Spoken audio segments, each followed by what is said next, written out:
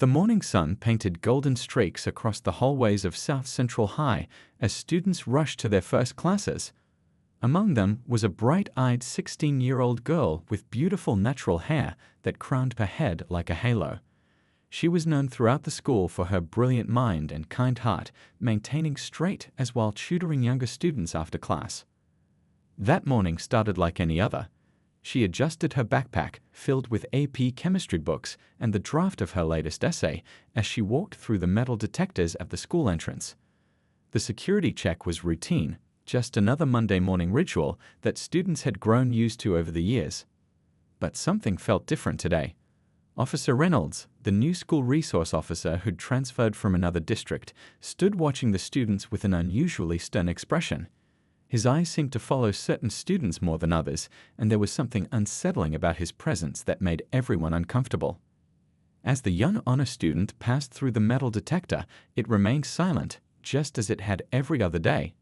Yet Officer Reynolds stepped forward, his face twisted into what he probably thought was authority but looked more like barely concealed contempt. "Stop right there," he barked, his voice cutting through the morning chatter. Other students slowed their pace, turning to watch what was happening. "Your hair is in violation of school policy." The girl blinked in confusion. She'd worn her natural hair the same way since freshman year, and no one had ever said anything about it being against any rules. In fact, she knew the school handbook by heart. There wasn't any policy about natural hairstyles. "I don't understand, sir," she said politely, trying to keep her voice steady despite the growing knot in her stomach. "I've checked all the school policies and there's nothing about." "Don't talk back to me," Officer Reynolds interrupted, his voice growing louder. Several teachers passing by slowed down, watching the scene unfold with concerned expressions. The girl's best friend, who had been walking ahead, stopped and turned back, pulling out her phone discreetly. "But sir, I can show you the handbook on my phone," the girl offered, reaching for her backpack. "Or we could ask Principal Thompson." "I said no talking back." Reynolds grabbed her arm, causing her to stumble slightly.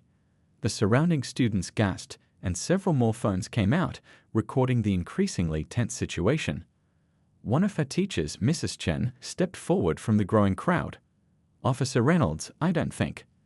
"This is a security matter," he cut her off sharply. "Please proceed to your classroom." The girl's friend had already sent a text to the girl's mother, her fingers flying over the phone screen as she documented everything. Meanwhile, Reynolds began pushing the girl toward the security office, ignoring her trembling voice as she asked to call her parents. As the heavy door of the security office closed behind them, the last thing visible to the stunned onlookers was the girl's frightened face and the cruel smile playing at the corners of Officer Reynolds' mouth. No one could have guessed the horrible events that would unfold in the next few minutes, events that would spark outrage across the nation and lead to unprecedented changes in their community. The security cameras in the office continued their silent vigilance, recording every moment of what was about to become one of the most shocking cases of police misconduct in recent memory. Outside, students and teachers huddled in worried groups, many already calling parents and administrators, knowing in their hearts that something was terribly wrong. In her law office across town, the girl's mother was just beginning a routine morning of client meetings when her phone buzzed with an urgent message.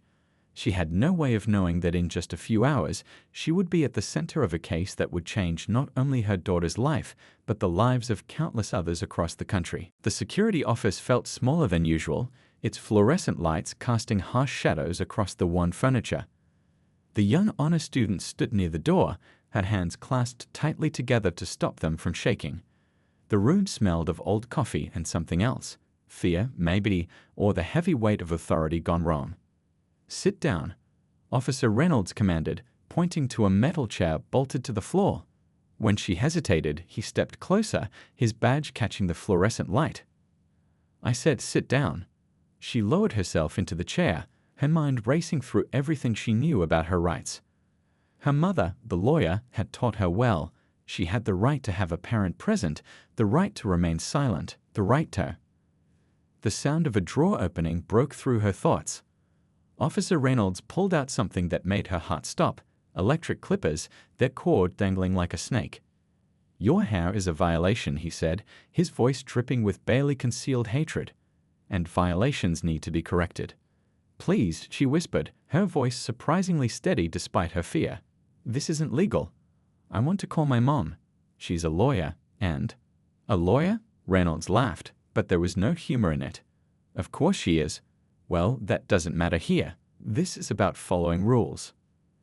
Outside the office, students pressed against the hallway windows, their phones recording through the gaps in the blinds. Her best friend was still frantically texting updates to her mother, while another student had run to find the principal.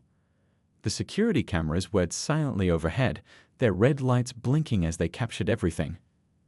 Reynolds didn't seem to notice or care about them as he plugged in the clippers, their harsh buzz filling the small room. You people need to learn, he muttered, moving behind her chair. Always pushing boundaries, always thinking you're special. She tried to stand, but his heavy hand pushed her back down. Tears began rolling down her cheeks as she felt the first pass of the clippers against her scalp. Her beautiful hair, the hair her grandmother had taught her to care for, the hair that connected her to generations of strong women in her family, began falling in clumps around her feet. Through the window, she could see her classmates' horrified faces. Some were crying, others were shouting, though she couldn't hear them through the thick glass. A teacher was pounding on the door, but Reynolds had locked it. This will teach you about respect, Reynolds continued, making another pass with the clippers. His words carried years of prejudice, each syllable sharp with hate.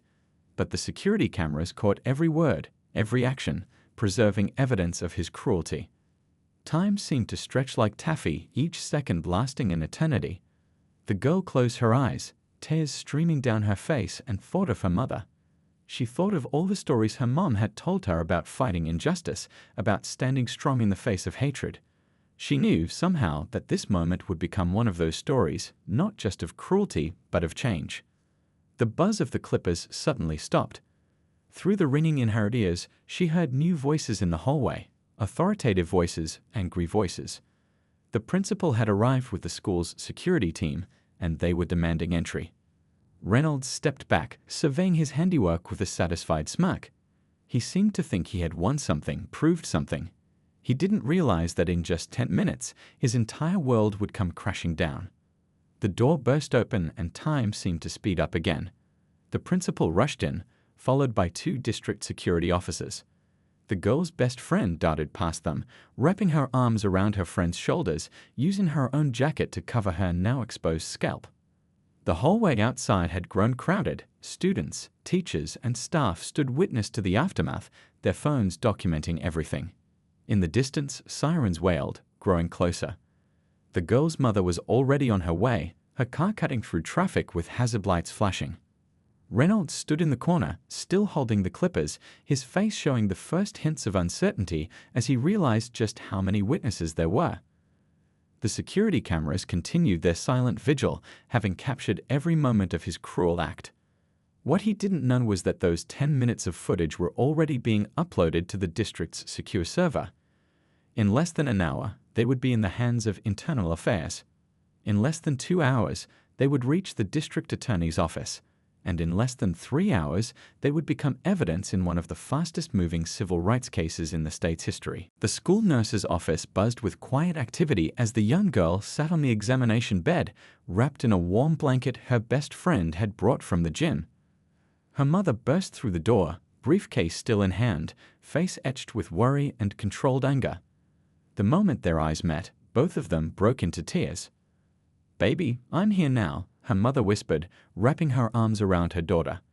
The seasoned civil rights attorney who had faced down countless adversaries in courtrooms across the country was, in this moment, simply a mother holding her hurt child. Outside the nurse's office, the hallways had become a storm of activity. Police officers, real ones, not like Reynolds, were taking statements from students and teachers. Many kids were showing them videos they'd recorded on their phones, while others described what they'd witnessed, their voices shaking with emotion. The principal stood talking with 2 detectives from Internal Affairs, her usual composed demeanor replaced by barely contained fury. "I want that man as far away from children as possible," she was saying, her hands clenched into fists at her sides. "Forever." Back in the nurse's office, the girl's mother gently touched what remained of her daughter's hair. "Tell me everything," she said softly. Take your time." As her daughter spoke, the mother's trained legal mind was already working, noting details, marking violations of law and procedure. But her heart was breaking and burning all at once. When she reached for her phone to make a call, her hands were perfectly steady. "Get me the district attorney," she said into the phone, her voice carrying the weight of 20 years fighting civil rights cases. "No, I won't hold. This is about a hate crime that just occurred at South Central High. And yes, I have video evidence." The school's security team had already downloaded the footage from the cameras, playing it back in the administrative office. The tech specialist's face grew paler with each passing minute of the video. She paused, searching for words. "This is the clearest evidence of misconduct I've ever seen." Students gathered in small groups throughout the school, many still crying, others angry, all of them changed by what they'd witnessed. The girl's best friend had posted a carefully worded account online, being careful not to show her friend's face, but describing the incident. Within minutes, it began spreading across social media like wildfire. Local news vans were already pulling into the school parking lot, their satellite dishes reaching toward the sky like metal trees. But they wouldn't get the story first. The girl's mother had already made sure of that. She'd contacted specific reporters she trusted, ones who would tell the story right, with dignity and purpose. In the police station across town, Officer Reynolds sat in an interrogation room, his arrogance finally beginning to crack. The security footage played on a screen in front of him, showing his actions from multiple angles. His supervisor stood watching, each second of footage adding another layer of disgust to his expression. "What were you thinking?" the supervisor finally asked, pausing the video. "Actually, don't answer that. You weren't thinking. You were hating. And that hate just ended your career." Back at the school, the girl's mother was helping her daughter into their car, surrounded by a protective circle of friends and teachers. The school counselor had already arranged for an emergency therapy session that afternoon, understanding the trauma of what had occurred. "Mom," the girl said quietly as they pulled out of the parking lot, "what happens now?" Her mother glanced at her in the rearview mirror, seeing past the shorn hair to the strength in her daughter's eyes. Now we fight. Not just for you, but for every child who's ever been hurt by someone who was supposed to protect them." She paused at a red light, reaching back to squeeze her daughter's hand. "And we're not fighting alone. Look at your phone." The girl's screen was flooded with messages of support, not just from friends and classmates, but from strangers across the city who had heard what happened. Community leaders were organizing a rally for that evening. Civil rights organizations were already releasing statements. A local beauty salon owner had offered to help style her hair, free of charge, in any way that would make her feel comfortable. As they drove home, neither of them knew that this was just the beginning. In the coming hours, the story would explode across national news. The security footage would become a rallying cry for change, and their fight for justice would become a movement that would echo far beyond the walls of South Central High. But for now, they drove in silence, mother and daughter, their hands still clasped together, their hearts beating with shared pain and shared purpose.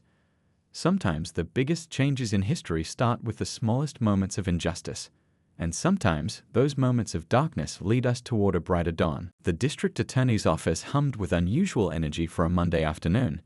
Staff members moved quickly through the halls, passing folders back and forth, their faces showing a mix of shock and determination. In the main conference room, the district attorney himself sat watching the security footage for the third time, his jaw clenched tight. "Get me the police commissioner," he said to his assistant, his voice carrying the weight of 2 decades prosecuting crimes. "This needs to happen now." Across town, the young girl and her mother sat in their living room, surrounded by family members who had rushed over after hearing the news. Her grandmother's hands shook as she gently wrapped a beautiful silk scarf around her granddaughter's head, humming an old song that spoke of strength and resilience. "You know," her grandmother said softly, adjusting the scarf, "they can take your hair, but they can't take your crown. That comes from in here." She touched her granddaughter's heart, drawing a small smile from the girl for the first time since the incident. The family's quiet moment was interrupted by the mother's phone ringing. She answered, listened intently, and stood up straighter. "They're ready," she said, looking at her daughter. "The DA wants to move forward immediately." Meanwhile, at At police headquarters, the commissioner stood in front of a hastily assembled group of reporters. The security footage played on screens behind him, carefully edited to protect the young girl's privacy while still showing the officer's actions. What happened today is not just a violation of police procedure, the commissioner stated, his voice firm and clear. It is a violation of human dignity, of civil rights, and of everything our department is supposed to stand for. We are taking immediate action. Inside the building, internal affairs investigators worked with unusual speed, their normal bureaucratic pace replaced by urgent purpose. They had already pulled Reynolds' personnel file, finding other complaints that had been buried or dismissed. Each one now took on new significance in light of today's events. "Look at this," one investigator said to another, pointing at her computer screen. 3 separate complaints about targeting minority students at his last school. All investigated by his former supervisor, all dismissed. "Add that supervisor to the list," her colleague replied, making notes. "This goes beyond one bad officer." Back at the district attorney's office, prosecutors were building their case with remarkable speed. The evidence was overwhelming. Security footage from multiple angles, dozens of witness statements, cell phone videos, and the physical evidence of the young girl's shorn hair, carefully collected by the school nurse. "We've got everything we need," the lead prosecutor said, reviewing the files. "Civil rights violations, assault, abuse of power under color of authority. This is as clear-cut as it gets." At the police station, Reynolds sat in a holding cell, his police badge and gun already confiscated. Through the small window in his cell door, he could see other officers walking past, none of them meeting his eye. His phone buzzed repeatedly with messages from the police union representative, but even they seemed less than enthusiastic about defending him this time. The young girl and her mother arrived at the district attorney's office through a private entrance, avoiding the growing crowd of reporters outside. In a comfortable conference room, prosecutors gently took her statement, recording every detail. Her mother sat beside her, holding her hand, her legal expertise now focused like a laser on achieving justice for her daughter. "We've already filed the charges," the district attorney explained, his tone softer than usual. "But your testimony, your words, they matter. They make this real." As the girl spoke, her voice growing stronger with each word, staff members passing by the conference room slowed their pace, listening. Her story wasn't just about one terrible incident, it was about every time someone in power had abused their authority, about every child who had ever been humiliated or hurt because of who they were. Outside the building, community members had begun gathering, holding signs and sharing stories. News helicopters circled overhead, their cameras capturing the growing crowd. But inside, in that quiet conference room, something more important was happening. Justice was moving forward, not with its usual slow pace, but with the speed of righteous anger and clear purpose. 10 minutes, the district attorney said, checking his watch. "That's how long it took us to decide to file charges after seeing the evidence. Sometimes the right thing is also the clear thing." As evening approached, the girl and her mother emerged from the building to find hundreds of supporters waiting. The crowd parted silently, creating a path for them to walk through.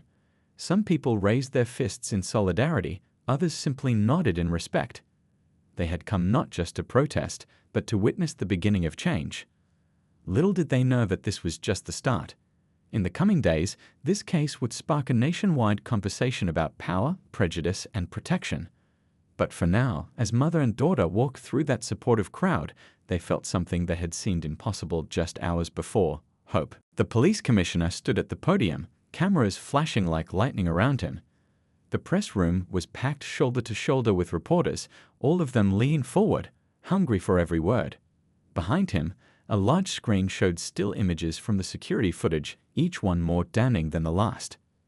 "Today," he began, his voice heavy with emotion, "we witnessed something inexcusable. One of our officers betrayed not only his badge, but the basic human dignity we're sworn to protect." He paused, removing his reading glasses to look directly into the cameras. "As of this moment, that officer is no longer employed by our department, but that's just the beginning." In the audience, the young girl's mother sat straight-backed, her legal pad filled with detailed notes. Next to her, civil rights leaders and community activists watched intently, measuring every word against decades of empty promises they'd heard before. but something felt different this time. "We're implementing immediate changes," the commissioner continued. "Every officer will undergo additional training. We're reviewing all past complaints. And we're creating a new civilian oversight committee with real power to make changes." He looked directly at the girl's mother as he added, "We're asking community leaders and civil rights attorneys to help shape these reforms." Meanwhile, at South Central High, students were gathering in the gymnasium for a special assembly. The principal stood on the stage, her voice strong despite her obvious emotion. "What happened yesterday in our halls was a crime," she said, "but how we respond to it, that's what will define us." She gestured to the side of the stage where teachers were unveiling a new mural. It showed diverse hands joined together, reaching upward toward a bright sun. At the bottom, words spelled out in bold letters. "Our differences make us stronger." Back at the police station, investigators from Internal Affairs were working through stacks of old complaints, their faces growing grimmer with each file. "Look at this pattern," one said, pointing to her computer screen. "It wasn't just our department. He did this at 3 different schools." Her colleague nodded, adding another file to their growing collection of evidence. And each time someone looked the other way, "Not anymore." In the courthouse downtown, the district attorney was holding his own press conference. "The evidence in this case is overwhelming," he stated firmly. "We've filed multiple charges, including civil rights violations and assault.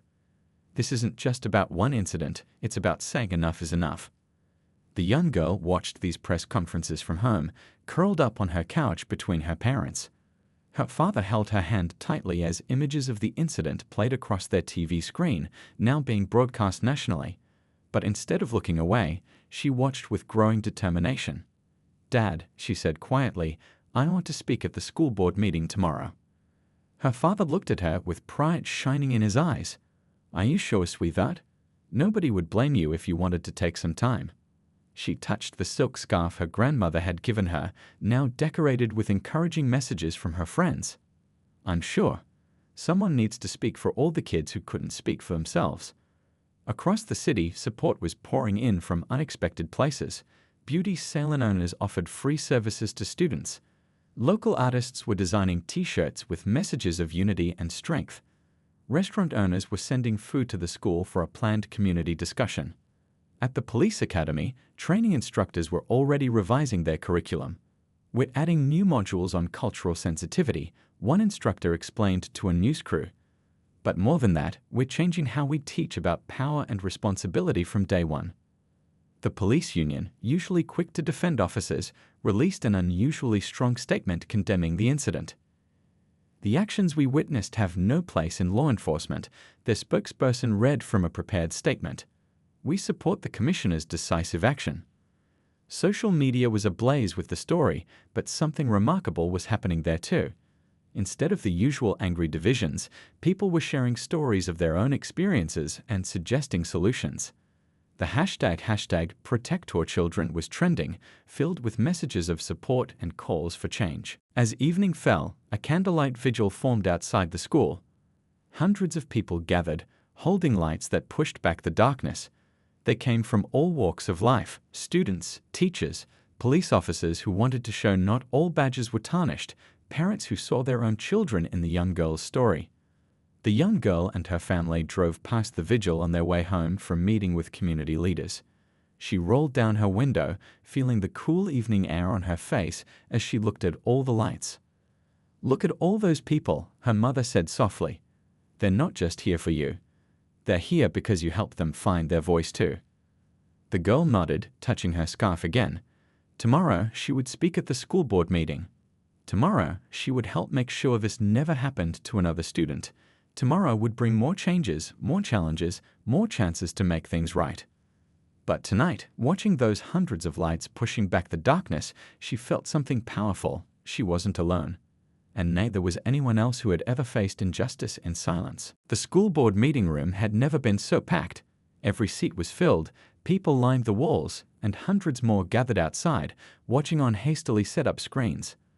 The young girl sat in the front row with her parents, her silk scarf now adorned with small crystal pins, gifts from classmates who wanted her to shine.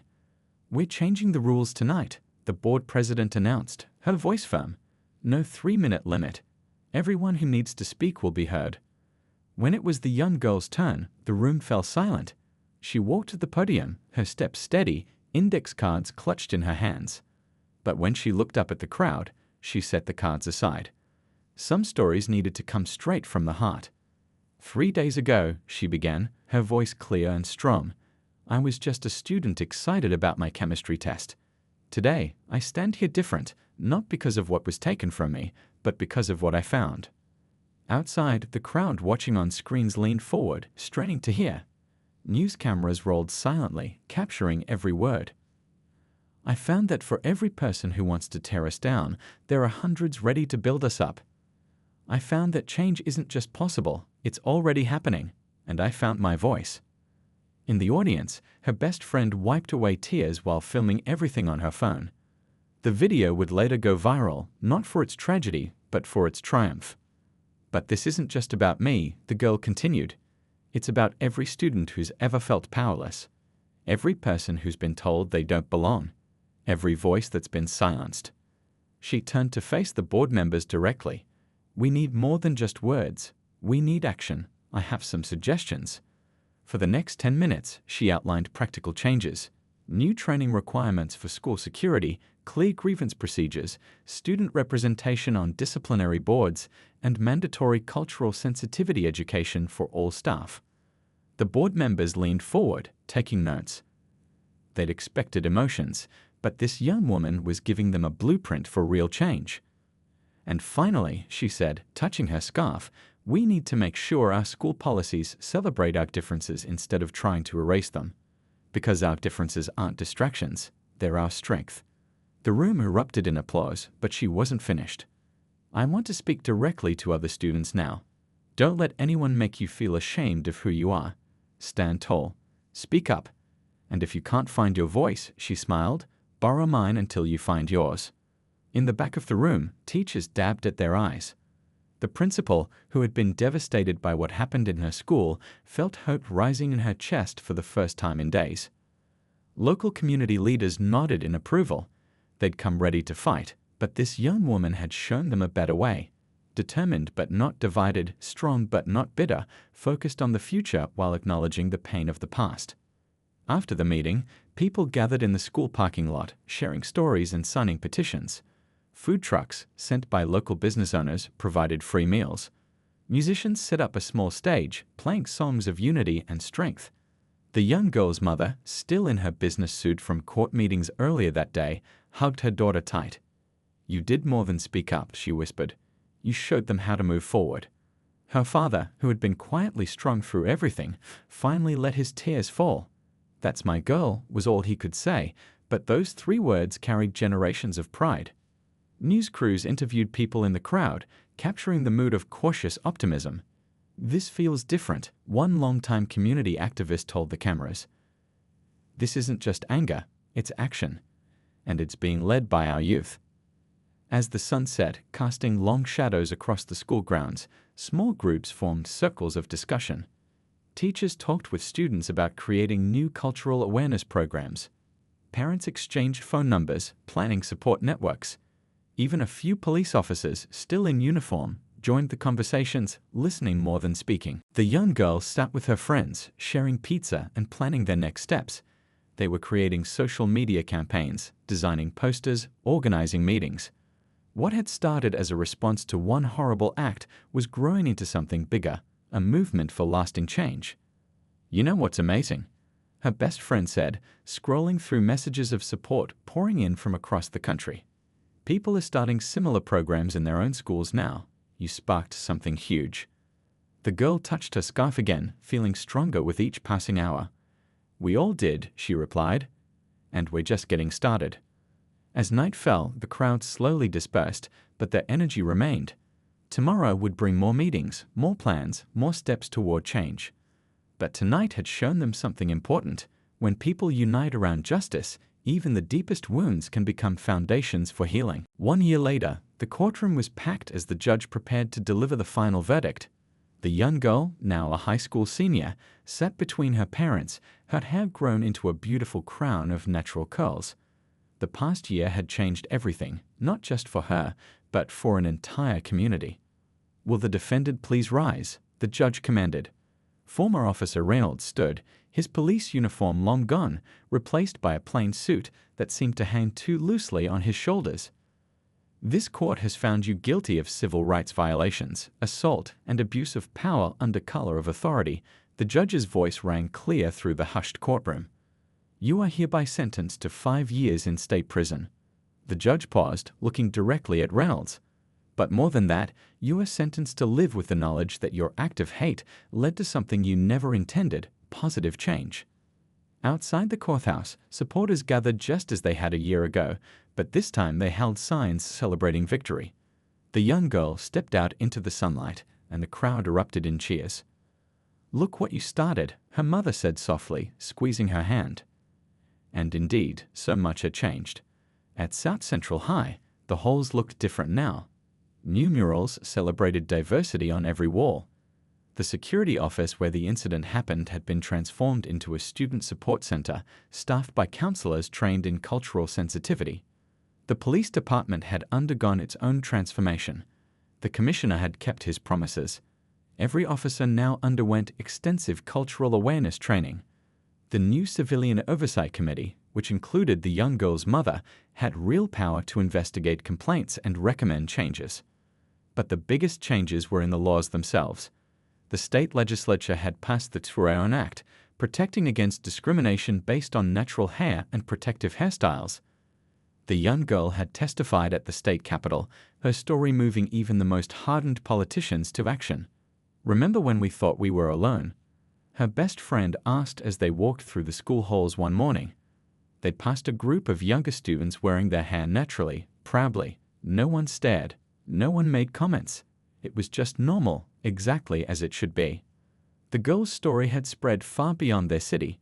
She'd been invited to speak at schools across the country, sharing her message of resilience and change. But she always came back home, where it all started, to mentor younger students and lead weekly discussions about standing up against injustice. Local businesses had created scholarships in her honor. The beauty salon that had first offered her support now ran a program teaching young people to love and care for their natural hair. Every Saturday, the salon was filled with laughter and learning. Even some former police officers had joined the movement for change. "We needed this wake-up call," one retired sergeant told a community meeting. Sometimes it takes seeing the worst to bring out the best in people. The girl's family had grown stronger through it all. Her grandmother's silk scarves, once used to cover shame, were now worn as symbols of pride by students across the city. Each scarf told a story of resilience, decorated with messages of hope and strength. "You know what makes me proudest?" her father said one evening, watching her prepare for another speaking engagement. "Not just that you stood up, but that you helped others stand up too." The local news did a special report on the 1-year anniversary of the incident. They showed clips of that terrible day, but followed them with scenes of all the positive changes that had grown from it: new laws, new programs, new understanding. Sometimes, the young girl told the interviewer, the worst moments can lead us to the best changes. But only if we're brave enough to stand up, speak out, and then do the hard work of making things better.